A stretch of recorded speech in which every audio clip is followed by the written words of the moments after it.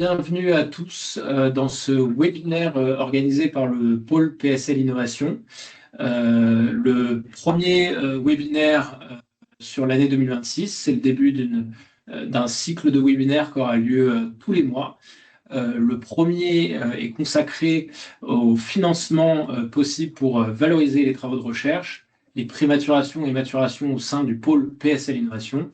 Ce cycle de webinaire servira vraiment à sensibiliser les personnels de recherche et personnels de structures de valorisation sur toutes les questions liées à la valorisation, à la recherche partenariale, à la création de start-up et spin-off. Il y a eu des webinaires précédemment que vous pourrez retrouver sur le YouTube de l'Université PSL. Et nous prévenons que ce webinaire est également enregistré pour pouvoir le rediffuser à toute personne s'opposant des questions. Je vais présenter tout d'abord le pôle PSL Innovation. C'est un dispositif qui coordonne toutes les structures d'innovation et tous les dispositifs de tous nos partenaires afin de faire émerger le plus possible les travaux de recherche au service de la société, tant sur la partie valorisation que la partie recherche partenariale. Donc le pôle PSL Innovation, l'université PSL est chef de file, mais elle agit au nom de tous ces établissements, membres composantes et associés que vous retrouvez au bas de l'écran. On est accompagné de 3 organismes nationaux de recherche, l'INRIA, le CNRS et l'INSERM, qui sont également présents autour de ce webinaire, et également l'incubateur de la recherche publique Agoranov. Et donc tous ensemble, on essaye de se coordonner, de mutualiser nos forces pour apporter de la lisibilité à tout personnel de recherche qui souhaiterait faire de l'innovation à partir de ces travaux de recherche. Un rapide schéma qui vous permet de voir un petit peu tout le parcours typique pour passer d'une invention d'un laboratoire au marché. Donc, si vous allez vers la gauche, vous êtes dans un laboratoire de recherche. N'hésitez pas à solliciter un rendez-vous de détection avec vos structures de valorisation dans vos laboratoires.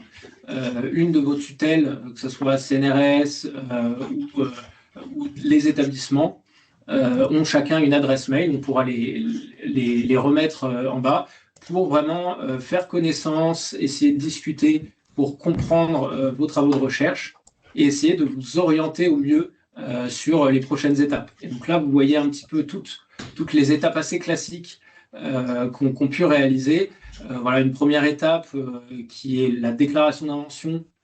C'est un papier qui permet de mettre noir sur blanc l'invention, les inventeurs, de faire signer, qui sera évalué pour voir le potentiel de brevetabilité, si on peut poser un actif de pays, mais il y aura également brevets, licences logicielles. Il y a plusieurs typologies de protection de la propriété intellectuelle. Et le premier financement qui vous aide dans ces étapes de valorisation, c'est les financements de prématuration. Et donc là, on va vous détailler les dispositifs qui sont au sein de l'université du pôle PSL Innovation. Lorsque vous valorisez vos travaux de recherche, il y a usuellement 2 voies de transfert. La voie licensing, c'est-à-dire que vous allez proposer directement votre invention à des entreprises existantes, ou une voie start-up. Et là, tous les dispositifs peuvent vous accompagner dans les étapes de création de start-up. Et une des étapes qui symbolise le transfert de technologie, après avoir négocié une licence, on signe une licence qui permet de notifier que l'invention a été valorisée au service du monde socio-économique. Et après, il y aura toutes les étapes de développement de start-up, voilà, les incubateurs et les levées de fonds pour pousser le développement technologique jusqu'à arriver sur le marché. Et donc, nous souhaiterions, au cours de ce webinaire, vous présenter donc l'étape de prématuration. C'est vraiment le premier financement, souvent des étapes initiales d'un projet de valorisation. c'est un financement qui vous permettrait d'aller plus loin dans une preuve de concept, donc de développement technique, mais ça permet aussi d'explorer les différentes sections d'un projet de valorisation. Donc, par exemple, protéger ou renforcer un actif de propriété intellectuelle, travailler sur la partie marché, hein, notamment identifier une ou des applications potentielles et aller interroger des premiers utilisateurs. Et tout ça avec un financement qui est de l'ordre de 50 à 150 000 euros sur une durée de un an et demi. Et donc chaque année, au sein du pôle PSL Innovation, c'est 20 à 25 projets qui sont financés pour un montant global entre 2 et 3 millions par les différents acteurs ci-dessous, donc là autour de la table. C'est assez exceptionnel de pouvoir réunir ces 6 acteurs qui financent chacun des projets de notre écosystème. Donc je remercie pour leur présence et je vais passer la main juste après à CNRS. Et tous ces guichets-là, nous parlons, nous avons l'habitude de travailler ensemble, donc nous n'hésitons pas, selon les spécificités des financements et de la situation du personnel de recherche, à pouvoir réorienter vers les prématurations des uns et des autres. Donc voilà, on va lancer un petit peu la présentation de ces 6 dispositifs pour pouvoir vous donner un aperçu de tout ce qui est possible au sein du pôle PSL Innovation. Donc, je vais passer la main à Blandine Pommier de CNRS. Merci Gauthier pour cette introduction. Je vais donc présenter le programme de prématuration du CNRS, qui est un programme opéré par CNRS Innovation et qui vise à dérisquer les technologies à leur stade le plus amont. C'est un programme qui a un peu plus de 10 ans et en 2024, il a permis de financer 60 projets pour une enveloppe globale d'environ 10 millions d'euros. Son taux de succès est de 50% et il y a cette année 3 appels à projets. C'est un programme qui vise donc à financer des projets innovants à impact socio-économique potentiel fort et de faible maturité technologique, puisque le TRL recommandé est de 2 sur une échelle de 1 à 9. Ce programme donc permet d'aboutir à une preuve de concept et à un dépôt de propriété intellectuelle au terme d'une durée de 12 à 18 mois. Il peut être porté donc par un personnel permanent d'une UMR CNRS, mais faut porter aussi avec une autre personne qui peut être un postdoc ou un ingénieur de recherche. Le budget de 150 000 euros maximum permet le financement de ressources humaines externes, donc typiquement postdoc, ingénieur de recherche, de sous-traitance et de petits matériels consommables. Vous trouverez donc sur le lien ci-dessous cnrsinnovation.vianeo.fr le document de candidature que vous pouvez télécharger. Et puis, une fois complété, le téléversé, c'est un espace totalement sécurisé. Et donc, une fois votre dossier rempli et téléversé sur votre espace personnel sur la plateforme Vianeo, il sera étudié dans un premier temps par l'institut référent de votre laboratoire, notamment pour vérifier que les critères d'éligibilité sont bien remplis. Puis ensuite, il sera étudié par CNRS Innovation, qui donc réunira un comité de présélection. Au cours de ces 2 étapes, vous aurez l'opportunité d'échanger avec les évaluateurs. Et donc, si vous avez le feu vert du comité de présélection, vous serez amené à pitcher devant un comité de sélection externe. Vous retrouverez sur le lien ci-dessous donc le calendrier des appels à projets pour 2026 en fonction de votre institut. Voilà, donc si vous êtes lauréat de ce programme de prématuration du CNRS, vous aurez un chargé d'accompagnement qui vous sera dédié et qui est spécialisé dans votre thématique. Et vous aurez à minima 3 réunions qui vous permettront d'échanger sur les sujets de propriété intellectuelle, d'application prioritaire de votre technologie, et d'échanger également, comme l'a dit Gauthier, donc sur l'identification d'utilisateurs et de la recherche de partenaires éventuels. Il sera important aussi donc d'anticiper sur la suite à donner au projet, notamment en termes de financement. Sur la droite, vous trouverez donc quelques exemples de lauréats issus d'établissements PSL dans des UMR CNRS. Le programme a permis de financer un projet porté par Yvette Aguilar et Jean-Marie Tarascon, professeur au Collège de France, sur des batteries à zinc, dioxyde de manganèse. Un projet porté par Christophe Thomas, professeur à l'IRCP, qui développe une molécule alternative au bisphénol A. Un autre projet porté par Skip Dion, directeur de recherche CNRS au LPENS, qui développe des nouvelles sources d'ondes pour l'imagerie, ou encore Franck Perret, directeur de recherche au CNRS à l'Institut Curie, qui mène une étude in vivo d'un outil de thérapie cellulaire. Diapositive suivante. Merci. Donc, en plus de ce programme de prématuration, le CNRS a développé récemment 2 autres programmes de financement. Donc, le programme PEASE, qui s'adresse à des innovations sociétales et ou environnementales et dont le modèle de développement n'est pas obligatoirement associé à de la propriété intellectuelle ou à une rentabilité économique. Et le programme Open, qui vise à valoriser les logiciels libres issus des laboratoires de recherche. Voilà, je vous remercie beaucoup de votre attention. Donc, n'hésitez pas à me contacter, blandine.pommier@cnrsinnovation.fr, pour évaluer ensemble le potentiel innovant et valorisant de vos travaux. Et je passe la parole à Sébastien de PSL Valorisation. Bonjour à tous, merci Blandine. Donc, je suis Sébastien Garcia, responsable propriété intellectuelle, maturation et transfert à PSL Valorisation. Et donc, je vais vous présenter le programme de prématuration proposé par PSL Valorisation. Donc, nous avons pour notre part une quinzaine de projets financés par an.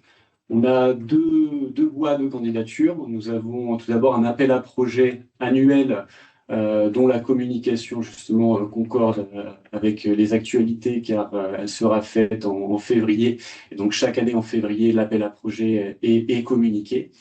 Et nous nous réservons au fil de l'année, au fil de l'eau, de sélectionner quelques projets par opportunité ou parce que les besoins du projet, notamment souvent de recrutement, sont pressants. Et donc, nous sommes ouverts à des candidatures en dehors de cet appel à projet. Donc, n'hésitez pas à nous contacter si tel était le cas. Donc, que l'appel à projet ou le fil de l'eau soit la voie choisie, nous avons un dossier de candidature bien évidemment, et en amont de la sélection des projets, 2 experts indépendants évaluent chacun des dossiers, un expert business et un expert un peu plus technique qui nous donne du coup une note sur chacun des dossiers pour nous permettre de sélectionner les projets éligibles. Alors à peu près, nous, notre enveloppe, elle est de 100 kg sur les projets, avec ce maximum-là en visée.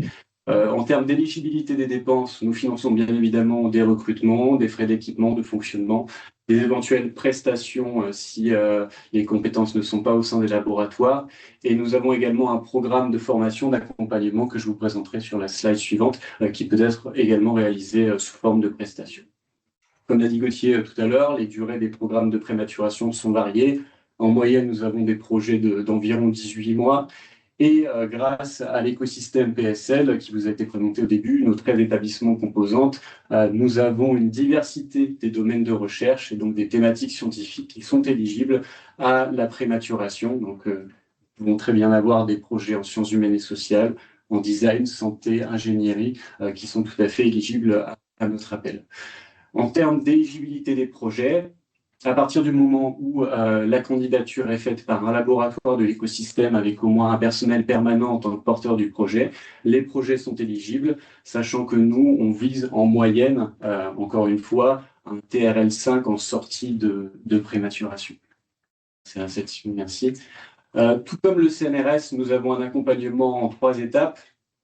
Nous commençons tous les projets par une réunion kick-off de début de projet qui nous permet de mettre en place les objectifs du projet, le calendrier du projet et les éventuels aussi points de vigilance à avoir, notamment en termes de propriété intellectuelle, de personnes impliquées et de chaîne des droits et également concernant tous les process de contractualisation, et j'entends par là principalement les accords de confidentialité. Donc toute l'équipe de PSL valorisation est présenté, tous les bons contacts sont présentés à ce moment-là pour anticiper les demandes et pour protéger au bon moment et contractualiser au bon moment.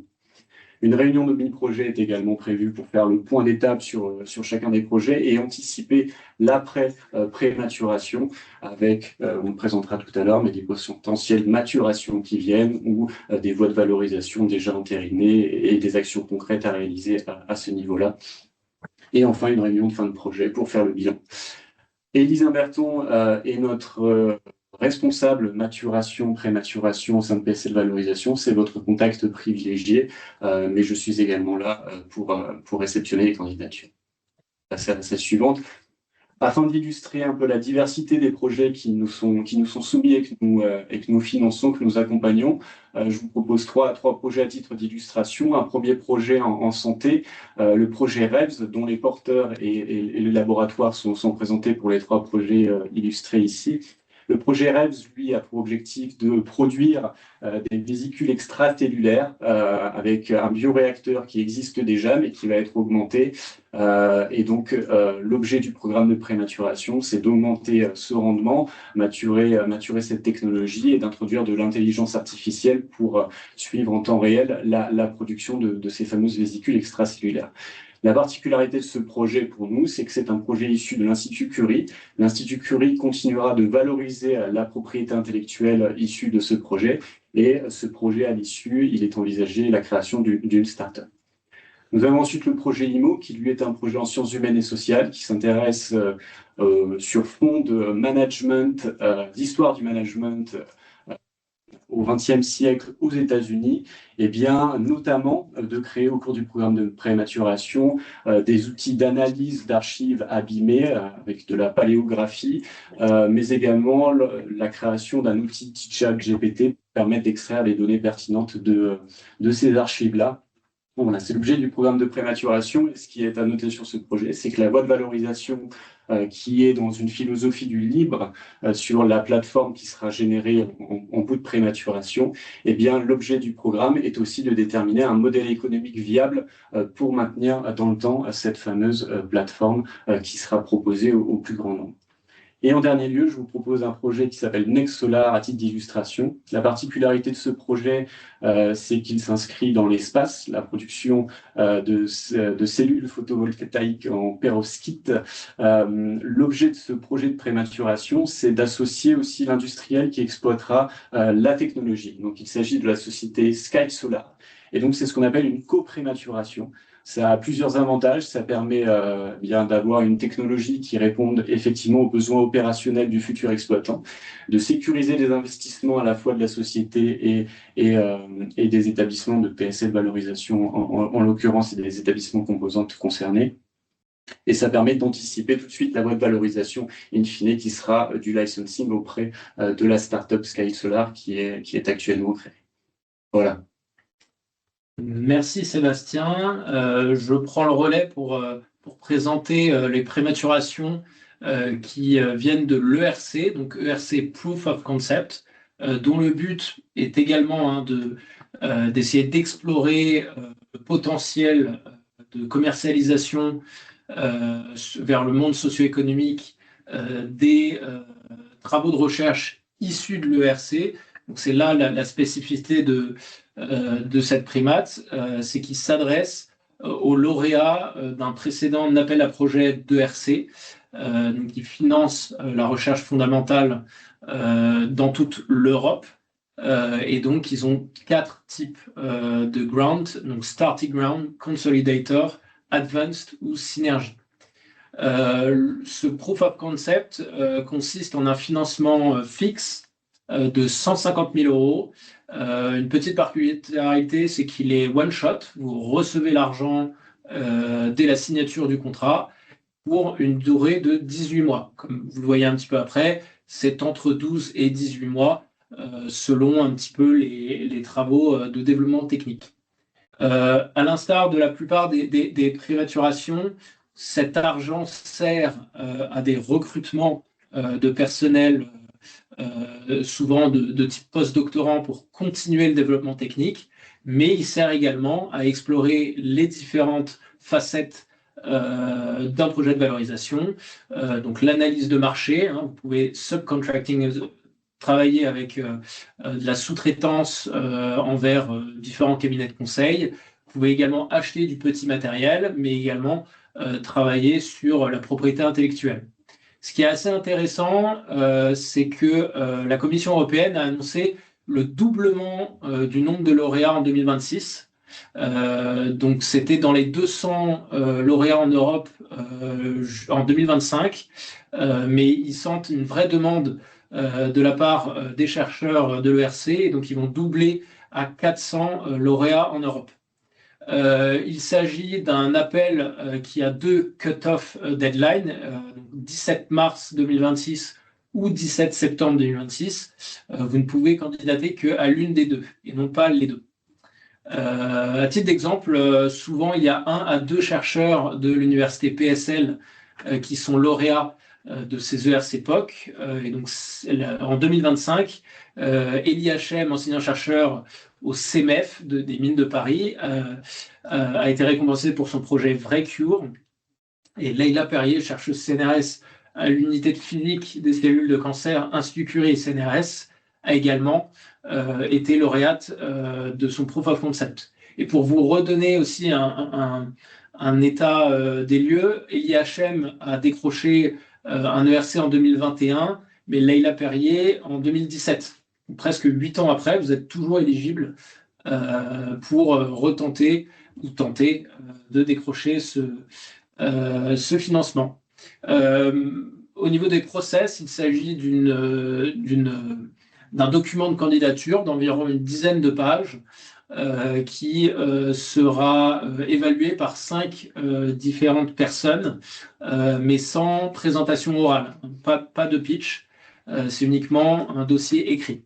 Là, petit conseil qui provient de la Commission européenne pour vos dossiers de candidature, qui, je pense, aussi s'applique à différentes prématurations, c'est d'essayer de comprendre son écosystème dans les différentes parties d'une prématuration. Donc, tant sur l'aspect marché, know your competitor and describe the competitive landscape. Il faut essayer de comprendre sa concurrence académique et industrielle, d'essayer de décrire en quoi son idée est innovante, en quoi elle se diffère de ce qui existe sur le marché, d'essayer de décrire ses potentiels utilisateurs à la fin, de commencer à essayer de décrire son marché. Tout ça, c'est des sections qui se retrouvent dans vos documents de candidature. On est bien sûr disponible pour vous aider un petit peu à remplir ou à vous accompagner dans la réflexion de tout ça. Mais à chaque fois que vous candidatez, il y a ces aspects où on va sortir au-delà de la technologie, on va réfléchir un petit peu proposition de valeur, marché, et également le dernier bullet point qui a été aussi dit dans d'autres présentations, souvent une prématuration ne suffit pas. Il faudra aller demander d'autres financements, et donc comment vous identifiez ces autres financements qui prendront le relais. Je peux passer la main à l'INRIA Startup Studio et notamment Raphaël. Oui, bonjour à tous. Donc, Raphaël de Saint-Exupéry. Donc, moi, je suis Startup Manager à l'INRIA. Et je vais vous parler du programme qui s'appelle l'INRIA Startup Studio. Donc, c'est un programme qui dure 1 an et qui a la destination de chercheurs, postdoctorants, doctorants, ingénieurs dans le domaine du numérique. Et qui a pour but de faire travailler les porteurs de projets pendant 1 an sur toutes les dimensions business d'un projet pour qu'ils puissent sortir après, créer leur startup et puis continuer éventuellement la maturation dans d'autres établissements. Donc pour rentrer dans ce programme qui est au fil de l'eau, il y a 3 critères qui sont nécessaires. Le premier, c'est d'avoir un projet qui est en rapport avec le numérique, donc plutôt deep tech, qui soit dans le cœur de cible de l'INRIA. Le deuxième critère qui est très important, c'est qu'il y ait au moins une personne dans le projet qui puisse développer le POC, le Proof of Concept, et qui puisse être OK sur tous les aspects scientifiques du projet. Et puis le dernier critère très important du programme, c'est de s'engager à 100% sur le projet.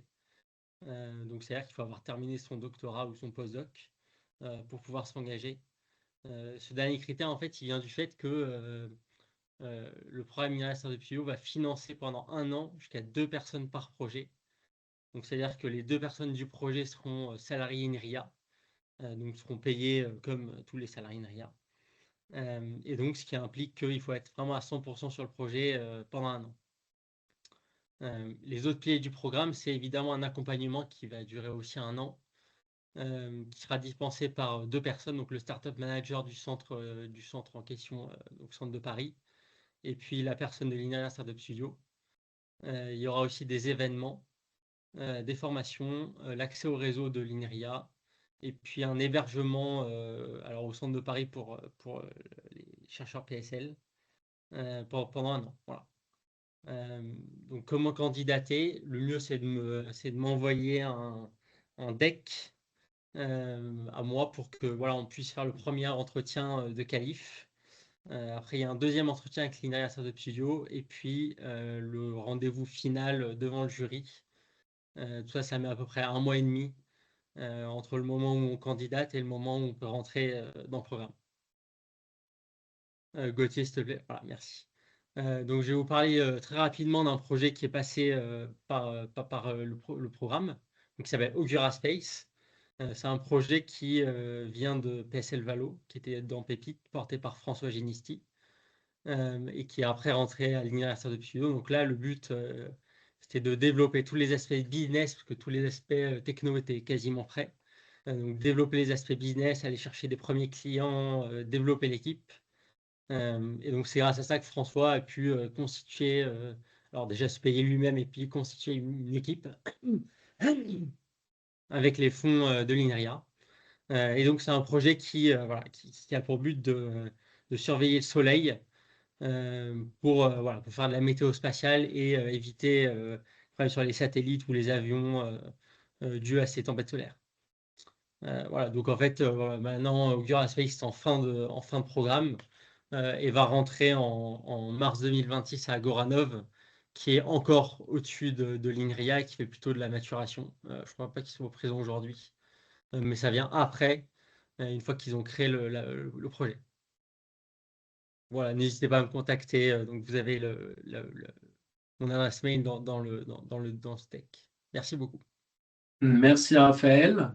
Je peux passer la main à Lydie Viat de l'Institut Curie. Oui, merci. Donc, je travaille à la direction de la valorisation et partenariat industriel de l'Institut Curie.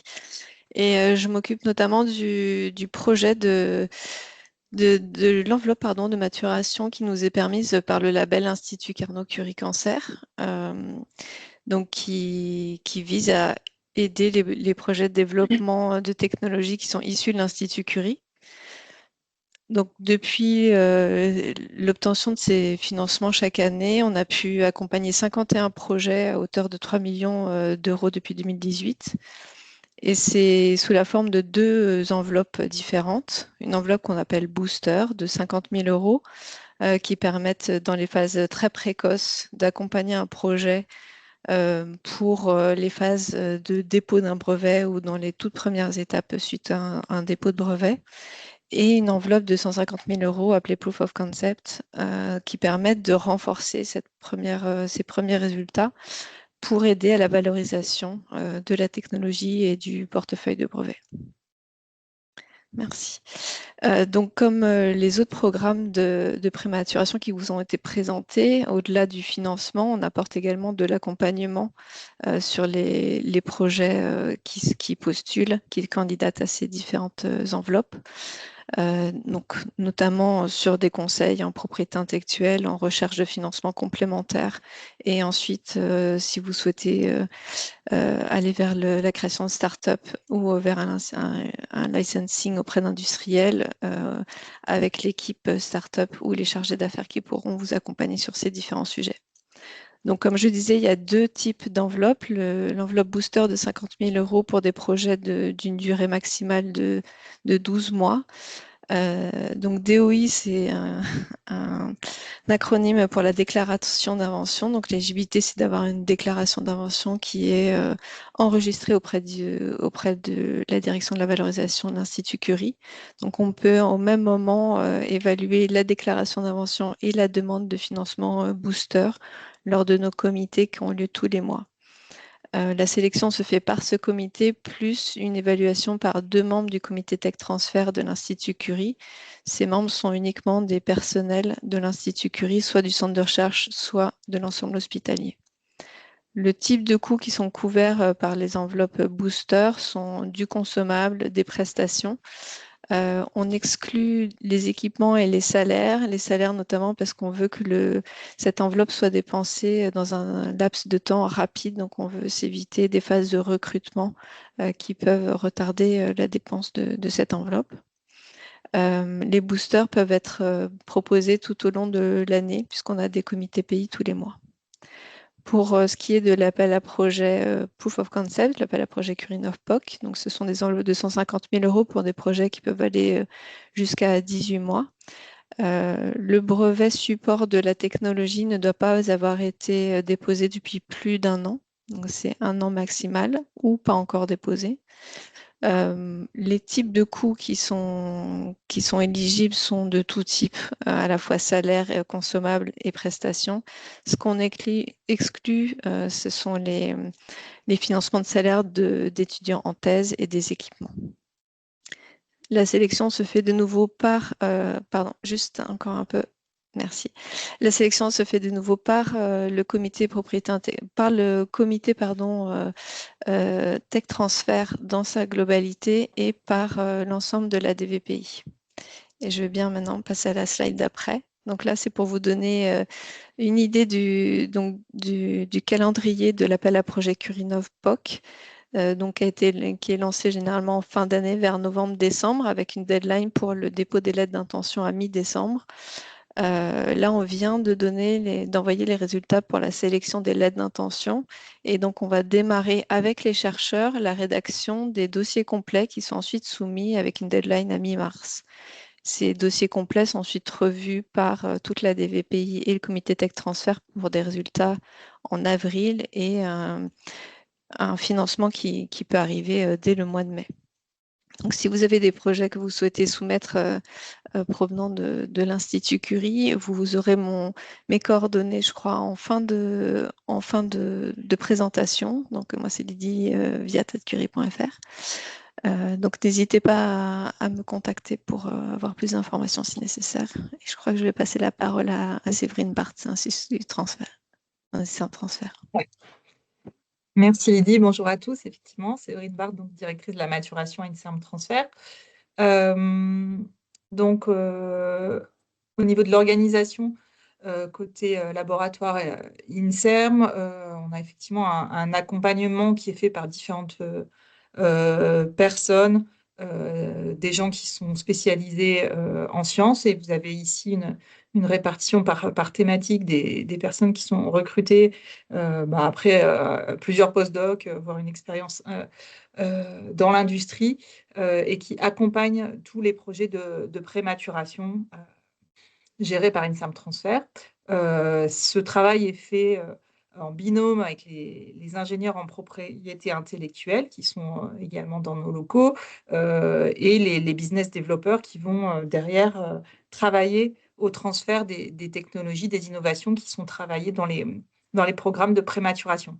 Donc, c'est vraiment un accompagnement du développement des innovations qui est travaillé par ces chefs de projet scientifiques du département EMD, et qui vise avant tout à travailler le plan de manip, donc déjà voir quelles sont vos données préliminaires que vous avez déjà obtenues, qu'est-ce qui est protégeable ou pas, qu'est-ce qu'il faut renforcer pour gagner en solidité de la propriété intellectuelle, et ensuite travailler un plan de développement pour que votre innovation puisse monter en TRL, comme je le disais, renforcer la propriété intellectuelle, et en dernier lieu, on recherche des financements pour si vous n'en avez pas suffisamment au niveau du laboratoire, des différentes ANR que vous avez, allez compléter cette phase de financement des étapes de prématuration.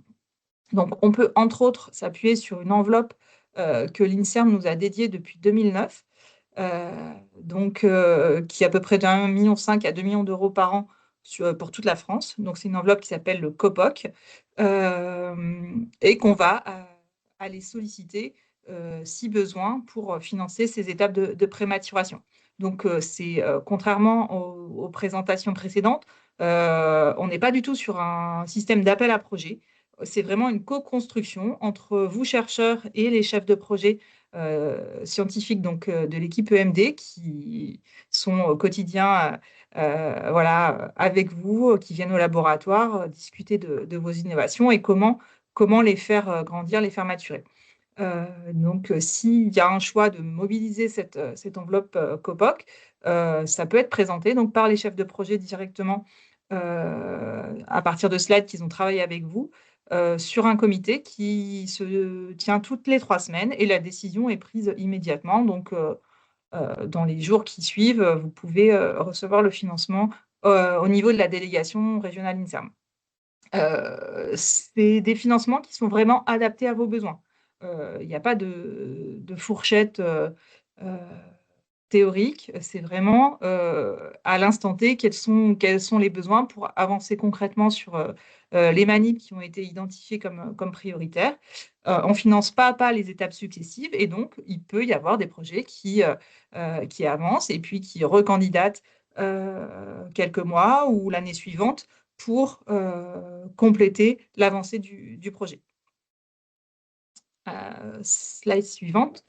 Donc, comme je le disais en introduction, effectivement, on est accompagné par nos collègues qui sont ingénieurs en propriété intellectuelle, tous les business développeurs et je passe bien d'autres métiers qui sont intégrés à INSERM Transfer. Mais c'est vraiment un accompagnement qui est indispensable d'être fait conjointement. Les frais bien sûr, de dépôt des brevets, des logiciels, de tout ce qui est fait au niveau de la propriété intellectuelle est pris en charge. Ce n'est pas du tout imputé au laboratoire ou au budget qui peut être dédié par l'enveloppe COPOC pour les étapes de prématuration. Et pour ce qui est des démarches de valorisation de vos innovations, donc effectivement, comme l'ont dit les collègues tout à l'heure, effectivement, ça peut être via une voie de valorisation de licence vers une entreprise existante, de création de start-up, puis licence vers cette nouvelle entreprise. Il y a bien d'autres voies aussi qui sont envisageables de collaboration, co-construction avec des industriels. Et on a en tout cas une équipe dédiée au sein d'INSERM Transfer pour vous conseiller dans toutes les démarches de création d'entreprise. Si vous avez une idée assez vague de dire peut-être qu'un jour je voudrais créer, donc vraiment les étapes antérieures à la création, il y a des personnes dédiées pour vous accompagner sur vos réflexions, sur vos démarches et éventuellement également sur les recherches de financement. Ça, c'est pour ce qui est création d'entreprise. Et bien sûr, si c'est une valorisation vers des partenaires industriels, on a également des business développeurs qui sont chargés de travailler avec vous et pour contacter ces industriels, négocier avec eux des brevets, des logiciels, des outils de recherche qui sont mis dans les catalogues. Voilà. Merci beaucoup, Séverine. On va passer une petite partie témoignage juste après. Mais précédemment, on voudrait vous dire que souvent, décrocher ce premier financement de prématuration, comme l'ont dit tous les collègues, vous avez également de l'accompagnement par votre structure de valorisation. Voilà, toutes les parties pour essayer de comprendre la voie de valorisation, le marché, la propriété intellectuelle. Comme ça a été dit, et également en complément, si besoin, par le pôle PSL Innovation, sur différents aspects que je pourrais détailler à la fin. Ça a été également dit, il y a d'autres sources de cofinancement que vous pouvez également décrocher une fois que vous avez eu une première prématuration. Et donc, votre structure de valorisation est habituée à vous accompagner dans cette recherche de cofinancement, ce qui permet de faire des effets de levier souvent à travers différentes sources de type France 2030 ou BPI France. Dans quelques cas, il est possible de signer une licence, faire le contrat de transfert de technologie à la fin d'une prématuration. Assez souvent, il y a plutôt une candidature qui est concertée vers une autre prématuration du périmètre. C'est assez courant, ça va même être un petit peu rappelé dans le témoignage après. Nous avons l'habitude de travailler sur ces tuilages, donc d'assister à des réunions de mi-parcours, des prématurations des uns des autres. On travaille vraiment en coordination. Et enfin, vous avez la possibilité de candidater à un financement de maturation, à PSL, ou en fait de tenter le concours d'ILAB, ILAB, un concours national qui est entre 200 et 500 000 euros, qui fait également office de financement de maturation depuis plusieurs années. Donc voilà, c'est le début d'une aventure de valorisation. On vous accompagne financièrement et par tous les collègues dans les différents aspects de votre projet de maturation. Et on aimerait maintenant donner la parole à une spin-off, et Lucie Ries, qui dirige la startup Ilion Water Technologies, pour qu'elle témoigne un petit peu de son parcours et comment cette invention est passée du labo à la spin-off. Lucie, est-ce que tu es présente? Oui, je suis là. Est-ce que vous m'entendez? Oui, tu veux projeter les slides? Ouais, est-ce que vous Parfait. voyez mon écran là peut-être ou pas encore? Oui, très bien. Parfait. Ouais, génial. Bonjour à toutes et à tous. Donc là, je m'appelle Lucie Ries, je suis CEO et cofondatrice de Ilion Water Technologies. On est une spin-off toute récente du laboratoire de physique de l'ENS et du CNRS.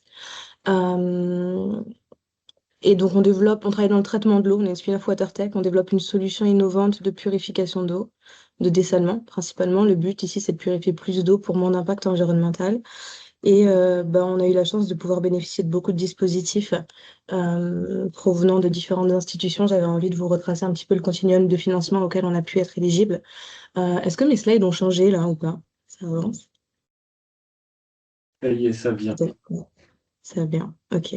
Donc nous, notre projet, j'avance quand même. Il a commencé au laboratoire de physique de l'ENS dans l'équipe du professeur Lidéric Bocquet, qui est un physicien, professeur à l'ENS, membre de l'Académie des sciences et aussi cher invité au Collège de France. En 2013, du coup, Lidéric avait développé l'idéation de notre technologie. C'était une première étude fondamentale qui décrivait le comportement de notre technologie, mais à ce stade, c'était c'était encore un papier, il n'y avait pas encore de preuve de concept. Derrière, nous, les expérimentateurs, on a repris la main sur le projet en 2020. On a mis 1 an à faire une première preuve de concept laboratoire très bas TRL 2.3, je dirais. Et on a pu disposer par la suite d'un premier financement de prématuration CNRS, qui a été complété ensuite par une extension grâce à l'Université Paris-Cité. Donc, c'était un complément de financement Paris-Cité. La prématuration CNRS, c'était 150 000 euros et puis le complément, c'était 60 000 euros. Ça nous a permis de développer notre technologie, de déposer 3 brevets, donc de créer vraiment le socle en termes de propriété intellectuelle de notre technologie. Derrière, on a disposé d'un dispositif de financement européen via le RCPOC de l'Union européenne. Ça nous a permis d'être lauréat au concours iPhD. Ça nous a permis donc de faire monter en TRL le développement de notre technologie. Et puis de nous former aussi. On a fait plusieurs formations, notamment via l'organisme de formation Deep Tech Founders et via HEC Challenge Plus. Et finalement, on a été lauréat d'une prématuration PSL. Derrière ça, on a été lauréat iLab, donc c'est un financement qui est disposé par BPI France, du coup. Et on a incorporé notre société courant 2025. On est co-incubé en physique dans l'incubateur de l'ESPCI qui s'appelle PCUP. On est aussi co-incubé chez Agoranov. Et aujourd'hui, on compte une dizaine de collaborateurs et de collaboratrices.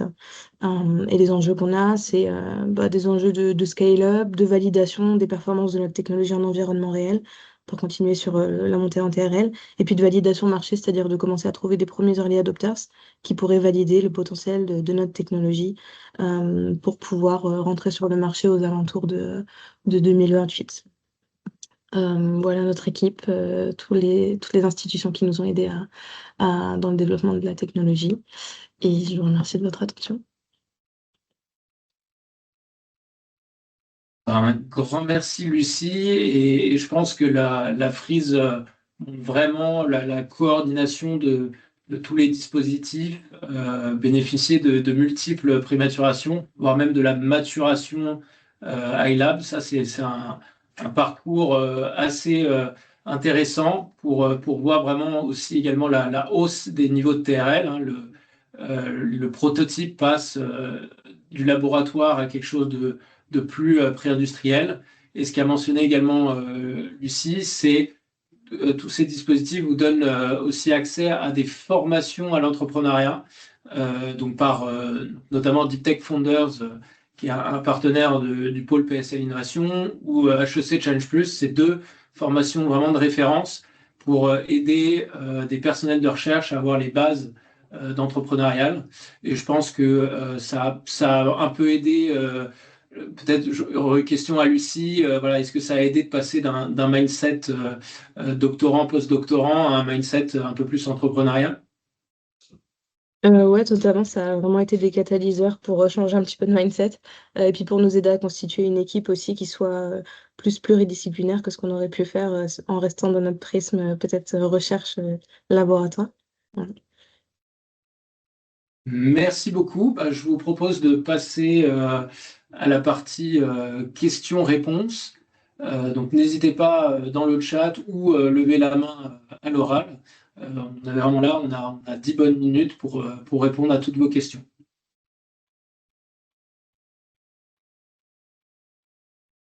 Pardon, moi je reprends juste la parole pour dire que le programme RISE aussi du CNRS est un bon moyen donc, pour se former à l'entrepreneuriat et pour accompagner les projets dont la valorisation passe par la création d'une start-up.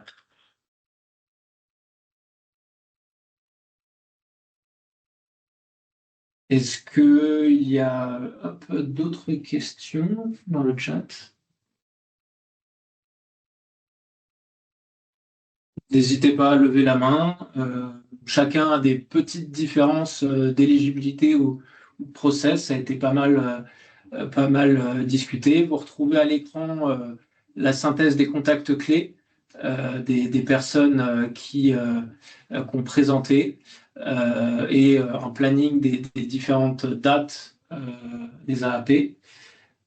Il y a une question sur les financements les plus adaptés pour les SHS anthropologie. Merci beaucoup. Donc, oui, dans le cadre de notre appel à projet que je l'ai montré tout à l'heure, en tout cas à côté PSL Valorisation, nous brassons toutes les thématiques de recherche, dont les sciences humaines et sociales, sans distinction anthropologie ou autre domaine de recherche plus spécifique. Ce qu'il faut savoir aussi, c'est que dans le cadre de notre appel à projet annuel, nous avons systématiquement ce qu'on appelle un ticket SHS qui nous s'impose nous-mêmes de sélectionner un projet en sciences humaines et sociales par vague d'appel à projet. Donc, tout à fait imaginer une candidature à ce titre-là. Et il y a également le CNRS Innovation. Oui, tout à fait. Donc, il y a le programme PIS coopéré par CNRS et CNRS Innovation auquel vous pouvez également candidater. Mais je vous propose, si vous le voulez, que l'on en discute ensemble de votre projet, donc avec plaisir, pour voir s'il serait éligible à ce programme PIS.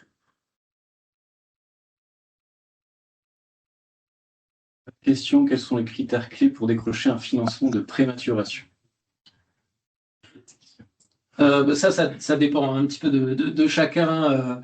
Je pense que vous l'avez vu au fil des présentations, il y a un petit peu redonné votre contexte scientifique, essayer de décrire votre innovation, donc en quoi vous vous distinguez de l'existant académique.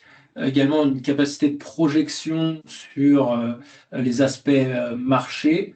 Là, selon toutes les prématurations, on s'attend à différents niveaux, mais au moins une idée de petites propositions de valeur. On peut vous accompagner dans cette étape-là.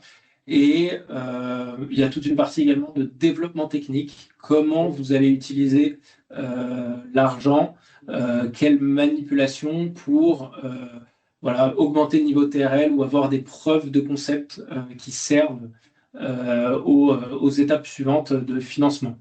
Ça, c'est une réponse assez générale. Et après, vous avez des spécificités selon chaque financeur.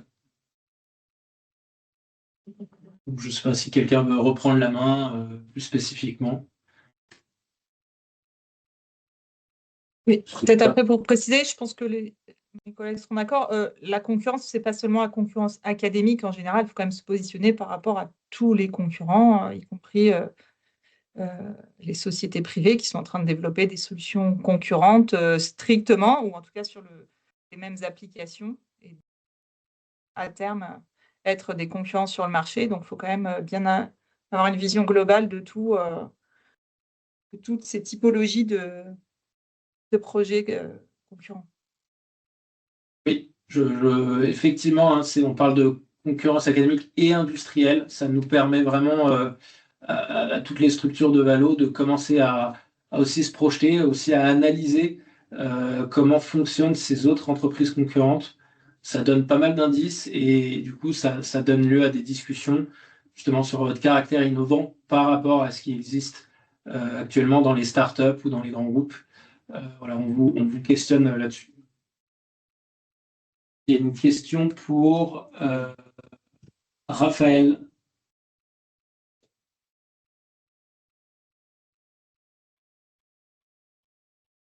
Oui, le temps de lire la question. Ouais, c'est à peu près un mois entre le moment où on se voit pour la première fois et le moment où vous pouvez rentrer dans le programme. Alors après, il y a une toute petite subtilité. C'est pour ceux qui ont une nationalité qui est en dehors de l'Union européenne. Là, il faudra passer le FSD, ce qui met après 3 mois.